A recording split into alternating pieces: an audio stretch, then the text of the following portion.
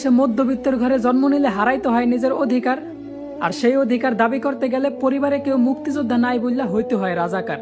তো বলি, দেশের জন্য মুক্তিযোদ্ধারা 9 মাস যুদ্ধ করছে মানুষের অধিকার ফিরিয়ে দেওয়ার জন্য ভাই।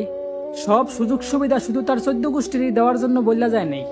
এই নাও দেশ স্বাধীন করে দেয়া গেলাম, এবার আমার নাতি পুতি ছাতি লাড়ি যদি চোর বাটপার আর অযোগ্য হয় তাদেরকে যোগ্য স্থানে বসায়ও।